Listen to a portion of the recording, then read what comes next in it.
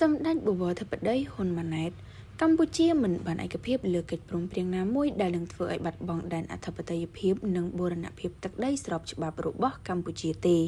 សម្ដេចធិបតីហ៊ុនម៉ាណែតនាយករដ្ឋមន្ត្រីបានលើកឡើងតាមបណ្ដាញសង្គមនៅថ្ងៃទី19ខែតុលានេះដើម្បីឆ្លើយតបទៅនឹងការអត្ថាធិប្បាយមួយចំនួនតាមបណ្ដាញសង្គមដែលបានលើកឡើងថាកិច្ចព្រមព្រៀងបទឈប់បាញ់ថ្ងៃ28កក្កដា2025កន្លងទៅនិងកិច្ចព្រមព្រៀងសន្តិភាពនាពេលខាងមុខគឺជាថ្នូរនឹងការធ្វើឲ្យកម្ពុជាបាត់ដី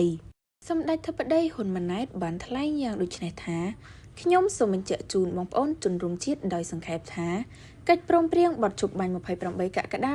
2025គឺនិយាយអំពីលក្ខខណ្ឌនិងក្រមប្រតិបត្តិនានាដើម្បីបញ្ជាកុំឲ្យមានការបាញ់គ្នាឡើងវិញ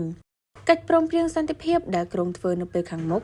គឺនិយាយអំពីការរៀបចំលក្ខខណ្ឌនិងក្រមប្រតិបត្តិនានាសម្រាប់បង្កើតនិងធានានៅបរិយាកាសអំណោយផលដើម្បីឈានទៅរកការបញ្ចប់ជម្លោះនិងស្ដារឡើងវិញនៅទំនាក់ទំនងរវាងប្រទេសនិងប្រទេសទោះជាកិច្ចព្រមព្រៀងទាំងពីរនេះមិនមាននិយាយអំពីបញ្ហាពាក់ព័ន្ធនឹងទឹកដីឬព្រំដែនក៏មិនមែនបានន័យថាភាគីណាមួយត្រូវយល់ព្រមបោះបង់សិទ្ធិស្របច្បាប់ក្នុងការគ្រប់គ្រងទឹកដីដែលស្ថិតក្នុងដែនអធិបតេយ្យភាពរបស់ខ្លួននោះទេការងារខណ្ឌសីមានិងបោះបង្គោលព្រំដែនក៏គឺស្ថិតនៅក្រោមសមត្ថកិច្ចរបស់គណៈកម្មាធិការព្រំដែនចម្រុះកម្ពុជាថៃ JBC ហើយដែលត្រូវដោះស្រាយដោយសន្តិវិធីស្របតាមសន្ធិសញ្ញាអនុសញ្ញានិងកិច្ចព្រមព្រៀងដែលមានស្រាប់រវាងប្រទេសទាំងពីរកម្ពុជានិងថៃ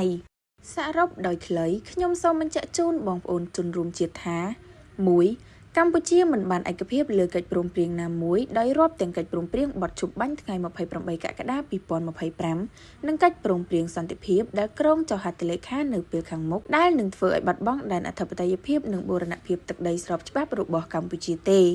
2. រាជរដ្ឋាភិបាលកម្ពុជាក៏មិនដែលបានផ្លិចឬបោះបង់កាតព្វកិច្ចនិងសិទ្ធិស្របច្បាប់របស់ខ្លួនក្នុងការការពារដែនអធិបតេយ្យភាព